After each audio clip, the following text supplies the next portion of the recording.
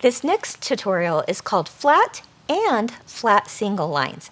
Let's take a look at our pattern in Punch Needle in Bloom. Here we're at step 5 where it says flat single lines. You're going to do this along the grass green stems, the coral fabric flower perimeter, and all of that is shown with tiny white dots. So let me show you the example of what I'm talking about. Now if we take a look at this pattern once again that we used earlier, you're going to see that all the flat single lines that are noted, flat single line with an arrow pointed here, flat single line with an arrow pointed here, again one here. Every black solid line that has the flat single line label also has little tiny white dots. And the reason for that is because I want you to be able to see exactly what area you're doing in a flat single line and not confuse it, I should say, with other surrounding lines, okay? So if you'll just follow this first technique with the flat single line with the tiny white dots, you'll be good to go. All right, and again, when I said the applique or around the applique flower, this is what I'm talking about here. And we'll talk about that a little bit more here in just a moment. So there's a few things I want you to think about as you prep for this. First of all, we've got to thread our needle. Now, if you haven't watched the initial, one of the first videos I put out there on how to thread your needle, I invite you to check that out as I will walk through it a lot more step by step and in more detail. But I'm going to just quickly thread my green yarn because I'm going to start with my flat stems, and then I'll be ready to punch. Now the cool thing about the flat and the flat single line is that it's basically the same thing, and it really serves as the foundation, like the main type of stitch that you're going to do with punch needle. And I'll give you a few tricks along the way.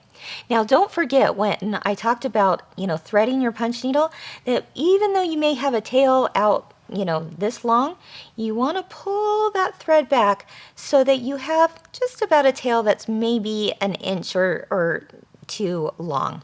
You don't need it all the way out to here. Now because I'm going to start on this line right here, which on your pattern is this line right here, I'm going to start punching right here, right at the base of the flower petal, and go down. All right. So when you do your initial punch, you're going to start here at the top. So I want to talk about how to hold your needle. Some people might wonder, okay, do I hold it with the little divot side up? Do I turn it and punch that way? Well, let me give you a little tip for how to hold this needle. I want you to think about this needle and this little divot area like a spoon. The spoon that would actually you'd be eating breakfast cereal with. And if you took that spoon and dipped it into that milk and cereal, you would be holding your spoon in such a way that you could scoop up that cereal and put it up to your mouth and be able to use it as intended. Well, just like that spoon, that's the way you're going to hold your punch needle right here. So think of it like a scoop where it is always facing up towards you, up towards your mouth, so to speak in this case, right? With that analogy. So if you keep that in mind, you would never punch with your needle facing down and your tail up like this. You would always keep it up just like so that you have a nice spoon facing towards you, ready to stitch. Now the other thing you want to note is that on this needle, of course, there's the pointer, right? And what I want you to do is always point that in the direction that you're stitching. So if I'm stitching starting here and going this way, of course my needle is going to be facing the direction I'm going. Boom, boom, boom, boom, right? So if you keep that in mind, then you've already gotten halfway there with how to do the perfect little flat stitch on punch needle, okay? Now, the other thing I want you to know is how to start this and stop it at the end of the line by doing what we call pulling your tails to the underside, okay, or to the back side of your project. Here's what I'm talking about. When I initially go to place this into the fabric, I'm just starting here. I don't have to worry about what hole I'm in, okay? Just punch it right there at the beginning. And while I do that, I want you to know or to notice where my gold portion of my needle is at in the end. Okay, so if I take it right here and I punch it all the way down, notice where my gold needle is. Notice where that is. I'm now punching it so far into that fabric that I no longer am seeing the gold portion of the needle, am I? That means the very base of my handle is touching the fabric. It can't go any further. If you will do that, you will have the perfect punch every time. But as I mentioned earlier, you want to bring this little tail to the underside of your project.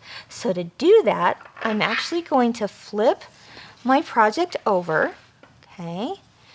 And on the underside, here we go.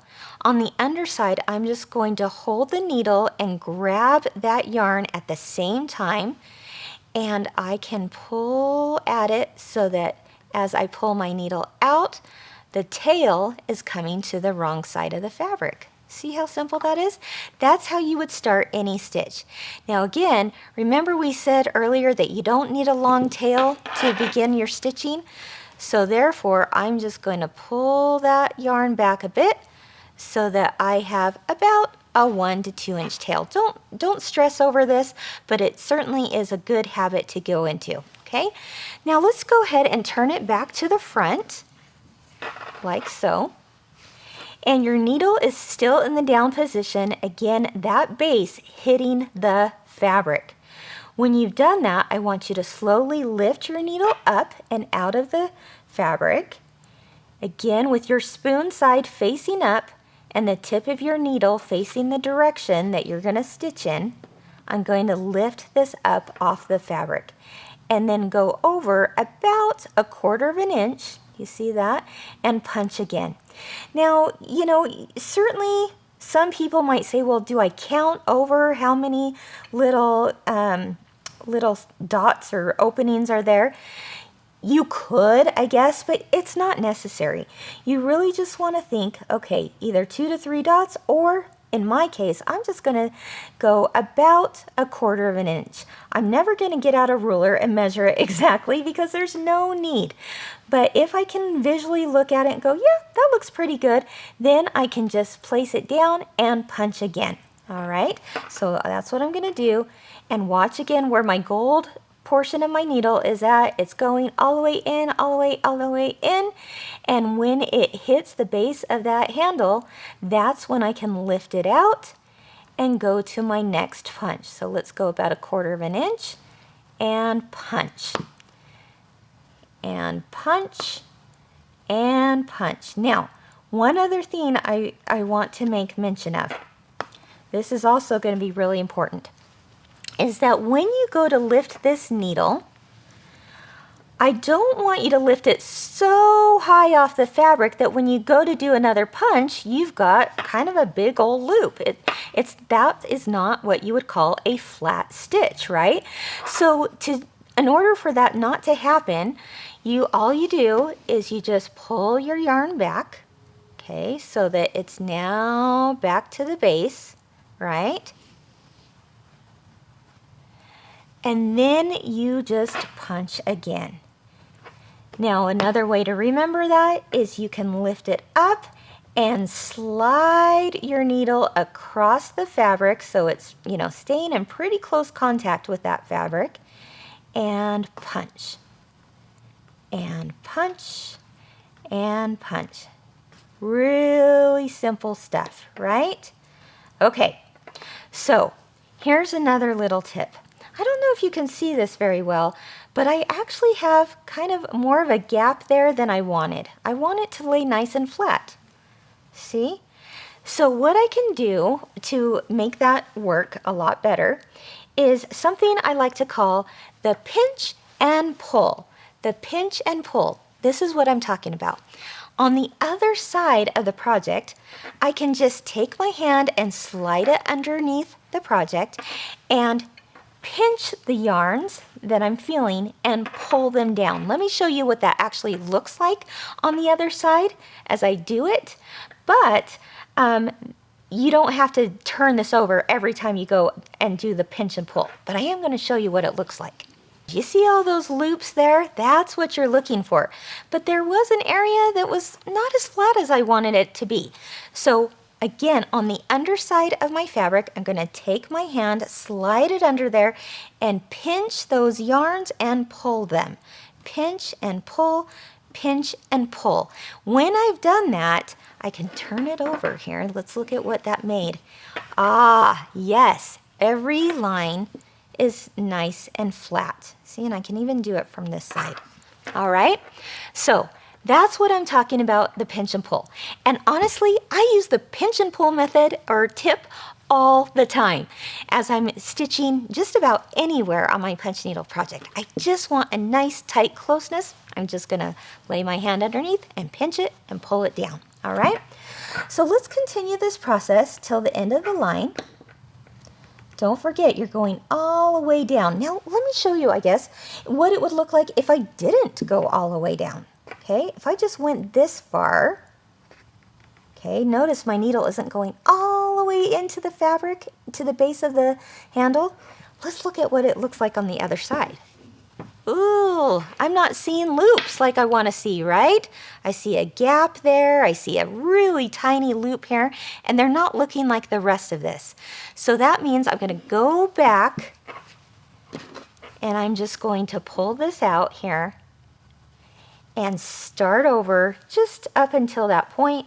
So to do that, all I need to do is just give a little tug on this yarn to bring that back a few spaces.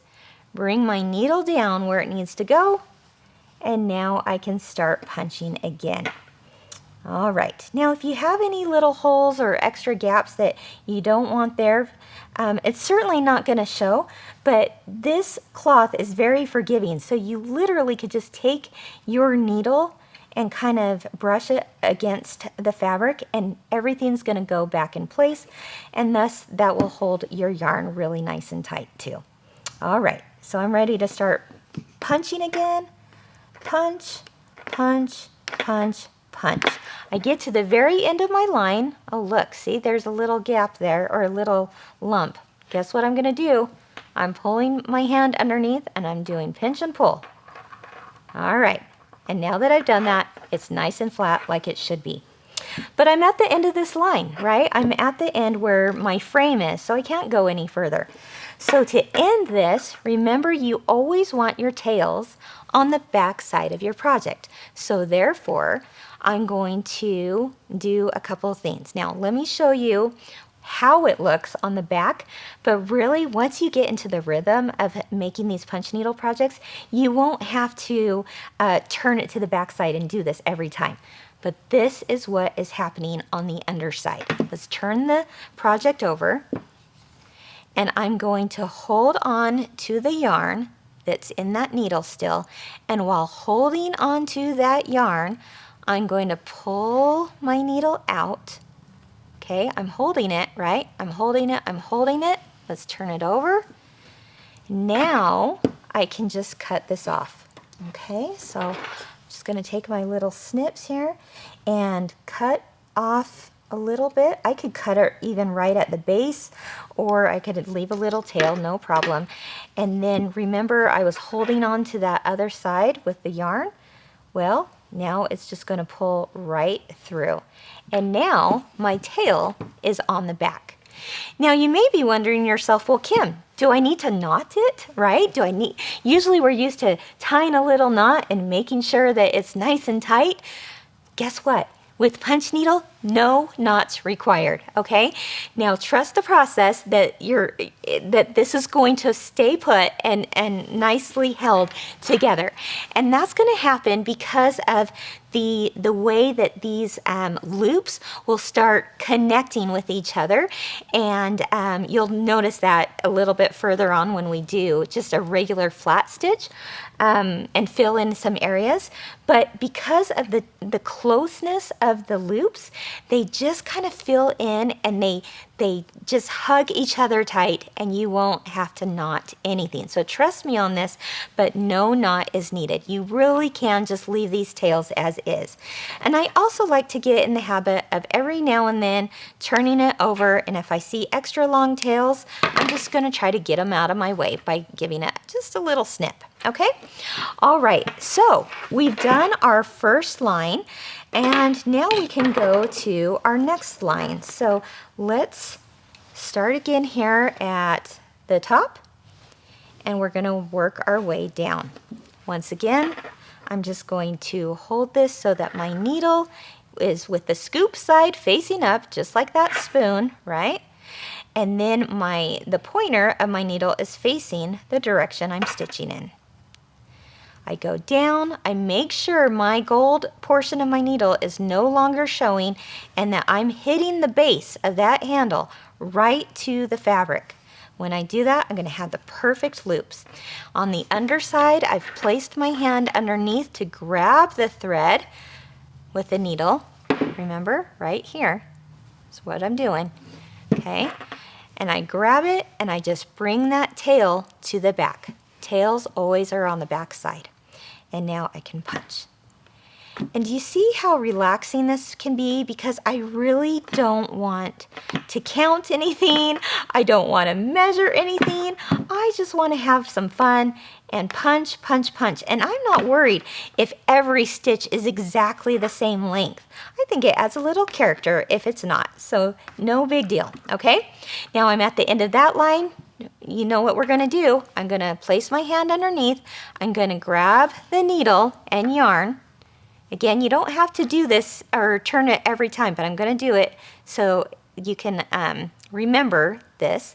But I'm holding on to the yarn while I pull out the needle. All right. And I'm still holding on the yarn, onto the yarn. I'm going to take my little scissors here and snip that right off and pull the tail to the back. So simple, right? Okay, now the next one I want to show you, or a few tips I guess to show you, is this is why we have the little white dotted lines on here. Because someone might look at this and think, okay, I'm going to punch, punch, punch, and then do I have to go punch around this flower to get to the next portion of the line? And then I punch, punch, punch, and then do I have to go around the leaf? No. Remember, if there's no little tiny white dot, you're not stitching there. So that means you're going to start here, stop here. You're going to start again here and stop here, and start again here and stop there. That's all you're going to do. Now, a few other tips that you might need as you're punching along. The first one is that you always want to make sure that your yarn that you're using is nice and loose, okay? You don't want it tight. If this was wound really tight and you started punching, that yarn has nowhere to move because it's too tight, right? So always make sure that you're taking your yarn and you're just giving it a little bit of give, a little bit of slack, right? So that the yarn will free flow through that tunnel and you can keep punching. Okay, so another thing that can happen is sometimes you go to punch it and you're thinking, well, I did everything right. I punched this right down to the very end, right? But for some reason, my yarn is not staying in place. So I try it again, and it's not staying in place. And I'm thinking, I'm doing everything right. Why won't it stay in place? Well, there's a few reasons. One, your yarn, again, might not be loose enough. But two, guess what happens, guys? sometimes your yarn, as you're punching along, gets caught underneath your project. You didn't even realize it was happening, right? So in this bottom corner here, the reason why that loop, that punch, wasn't staying in place is because this end of the frame was over the top of my yarn, making it so that this yarn was not going to move anywhere. So always look to see, is something blocking that yarn from free flowing? It could be your project. You know what? It could even be your arm. If I'm sitting on a couch doing this and I have problems, it's probably my arm has been rested on it, and that's why it's not punching through. The other thing that can happen sometimes is just because of the nature of yarn and how it is wound on machines, there sometimes can be a little knot along the way. And if there's a little knot along the way and it ends up going through your needle, at some point that knot is going to say, you're not moving anymore. So that might also be the case. All you do is just snip it off and pull it out, and you can start again. All right, so those are my tips for doing the flat stitch. Let's move on to, or the flat single line stitch. Let's go ahead and move on to the regular flat stitch, which is going to fill in an entire area with flat stitches. Now remember, we've got our little flat single lines of green, but now we actually want to do around that coral flower as well. Again, those are the ones that are outlined in black with a little tiny white dot. And that's where this is found. Flat single lines, coral fabric flower, perimeter. Let me show you what that looks like in the finished project. This is what I'm talking about. It has a nice coral outline to frame that flower really beautifully, and this is how you'll stitch it. Okay? Now, remember what I said earlier, where your spoon is facing up towards you, right? The open divot of that needle is facing towards you, and the tip of the needle is actually pointing in the direction you are stitching in. That holds true for everything you do with punch needle except for when you're punching around applique. And this is why. What I want you to do instead, it's very similar, but you're pointing it just a little bit differently. You're tweaking it. So to do that, I'm going to start my punch with the spoon up, of course, but with the pointer over facing towards the fabric itself. Okay, this is why. Because I don't want to accidentally punch into the fabric. And by making sure that my pointer is hitting just right at the edge of that fabric, I know it's not going to perforate that applique fabric. So instead of pointing it in the direction you're stitching in, you're actually pointing it towards the applique fabric. What that does is it gives it a really nice covered edge, but it also kind of creates this little decorative stitch that's just a little different for that area of your punch needle project. So it's fun. It's a fun stitch to do. So let me show you how I start. Again, I'm just going to start here on the edge, and I'm going to butt it up right against that fabric and punch. Now remember, let's bring our tail to the back. Okay, and then I'm going to do what I call a side step. Okay, you're just going to sidestep over across to the next portion of your applique fabric. So if the tip is facing towards the fabric and I do a side step, do you see what's happening there? I'm going to put it right up against the fabric and punch all the way down so that my base hits the fabric, and then I pull it up and then I do a little side step and punch again all the way around. Okay, again, what ends up happening, do you see what's going on? It gives it kind of like a little twisted braid look, which I really love. Plus it guards that fabric from getting punched. All right, now when I get into these little divot areas, these little, what I might call a valley here, because it looks like a valley of an applique, I'm just going to make that last punch, and then I'm going to pull it up, and I can either end my yarn right then and there and cut it off and start again at the next area, or I could kind of go back on itself like I'm going to do here and start punching and sidestepping again. Here we go. Punch, punch, punch. All right. Now, one other thing to note is that because of the fusible backing that you had on this applique piece, it's going to make it so that when you're punching around an applique, you got to put a little more oomph into it, right? It's that little bit of applique actually holds the fibers of the back of this fabric, the back of the fabric, a little bit tighter than normal. Makes sense. So the fabrics don't, or the fibers don't spread apart very easily when you go to punch down. So if you have a little bit more resistance, that is why. But pretty soon you'll be done with finishing off that applique. Let's see, I'm going to go back on itself, go out of that valley, and punch. But that won't be a problem, okay? So just continue to punch, giving it a little bit more oomph if needed, and punch away. Now, the other thing I want you to remember is the pinch and pull method. So as you're going along, I'm kind of also every now and then going, you know what? I'm going to slide my hand underneath and pinch and pull those fabrics down, or those yarns down, I should say, so it's nice and flat next to your fabric, and pretty soon you're going to have a beautiful outline to your floral applique. It's going to look just like this.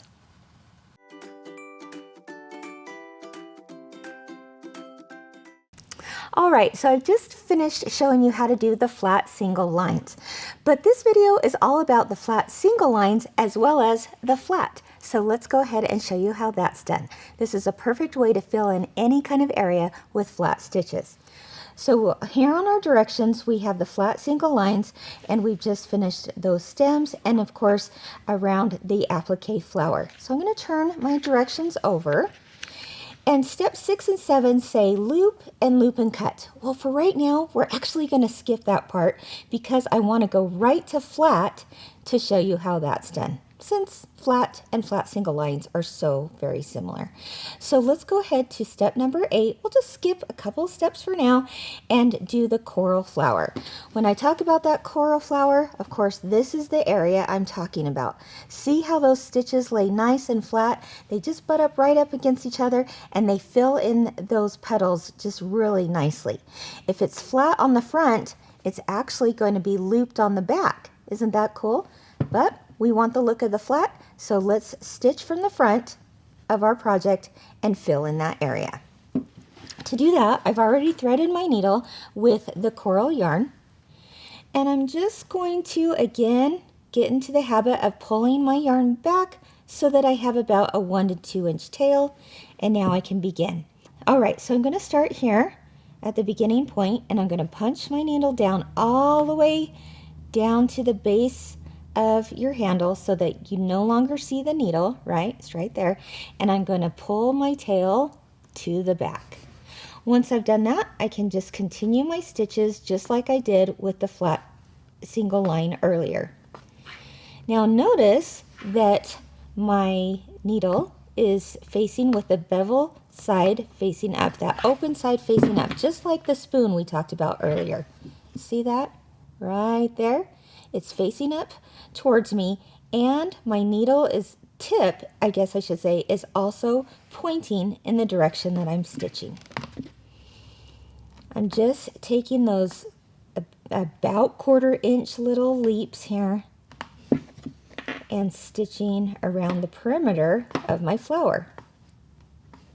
So now that we're at the end, we actually want to fill in these empty spaces, right? Just kind of like a paint by number. So how are we going to do that? Well, I want to take my stitches to the next row, just right up against the previous row, but I want to offset my stitches just a bit. This is what I'm talking about. Let's take a look at this diagram here. If I'm stitching along and I have my 1/4 inch stitches, approximately, remember, And we do a punch and a punch and a punch, and we're going all the way down to the end of the line, and we stop. But now we need to turn around and go the opposite way to fill in that area. So to do that, I'm actually going to do a stitch that I would compare to layering bricks. I want to offset one row next to the other. What do I mean by that? Well, let's take a look. I'm going to start my stitches here, and I'm going to go right to the middle of the stitch that was right before, on the row before.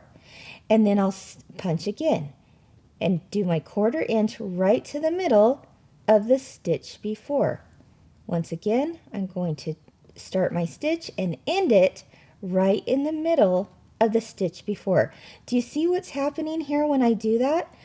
By doing that, offset from each other, just like it would be layering bricks, or, you know, if you're looking at subway tile, one row offsets the other, just like you see here in the diagram. By offsetting those stitches, you're actually going to be able to fill in that area, and those loops are going to just nestle right by each other so that nothing is going to come out in the end. That's why we don't have to tie any knots. Isn't that great? So let me show you what that looks like from the front as well as the back, so that you can see how it all works together to keep those stitches in place. Let's look at the back of this just simple single line that we originally did. Do you see all the loops there? Yeah, they're looking pretty good, right? They're uniform, but there's some gaps in the area, and you're thinking, well, how do I fill in those gaps? You do it by actually doing this brick layer, brick style here that I just explained. So I'm jumping from one stitch to the middle of the next stitch that's right above it. I'm jumping brick by brick. Now, I don't want you to be too concerned about it being just perfect, right? This is a no stress kind of project. So just do the best you can to get your jumps right to the point where it's in the middle of the stitch that was on the previous row. And if it's just not quite there, or if it's almost parallel to the one before, no worries. It's all good. Everything will still work out, but just try to get into the habit, I should say, of just getting them as close as you can to that brick style formation. When you do that, your loops are going to nestle nice and tight together, and you'll have a really pretty look to both your flat stitches as well as your loop stitches on the back. Okay, so we're getting to the end of our second row of stitches, and now we continue this process until all the areas are filled in. Now, a couple of little tips again.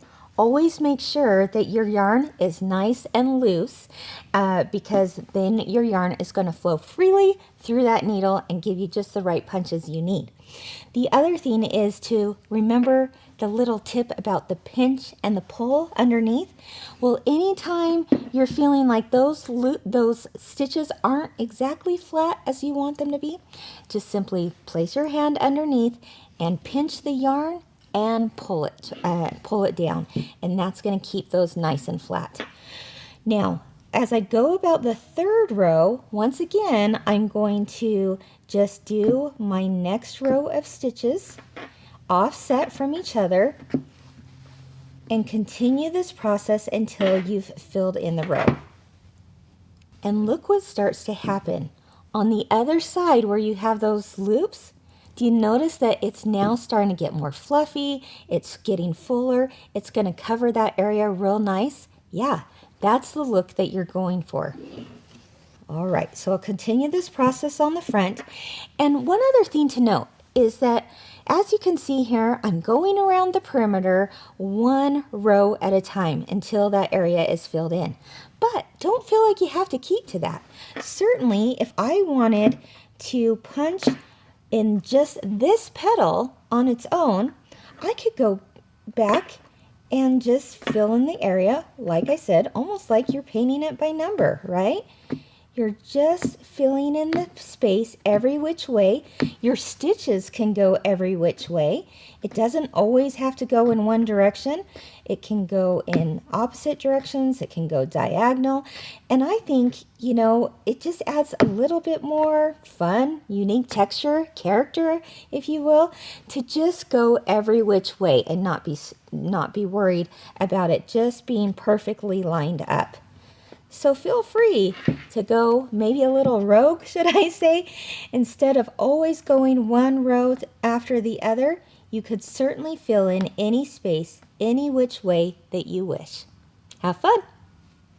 Okay, we're going to continue with our tutorial on the flat stitch by me giving you a few more tips on how to do a flat background. Now you've already stitched your design and you're ready to fill in the background with flat stitches. So I'm going to give you a few tips on how I do that. The first thing I like to do is actually start around my frame in this case. So I always start around the outer edge of the project and just slide my needle right up against that wooden frame, like you see here. And I just use that kind of as my guideline for where my first row of stitches lands. Okay, I'm to the edge where that wood piece is underneath there, so I can't go any further. I'm now going to pivot and start moving my stitches up to the top. Once again, you're going to go about 1/4 of an inch at a time, but not stressing so much that it has to be perfect. Trust me, these stitches can be longer in length, shorter in length, mixed in length. It all looks good in the end. Okay, I'll continue this process until the entire frame has been outlined. From there, I'm going to continue to work my way to fill in all of these blank areas so that the entire background is filled. So let's take a look at this finished background just so you can see that it really doesn't matter which way your stitches are going. If they're longer in some areas, shorter in some areas, it's all good. It all works together to create a beautiful background with a little more interest as well. So I went around and I did the entire outline frame, and I continued that process for a couple of rows. But eventually I get to a point where I need to go around this curve, right?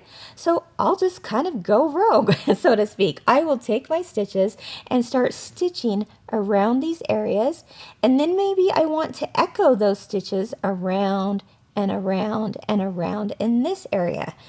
And then maybe I get close to the leaf and I go, you know what, I'm going to stitch this way and continue to echo those stitches around and around that way. So I'm continuing this process until all the areas have been filled with the background stitches.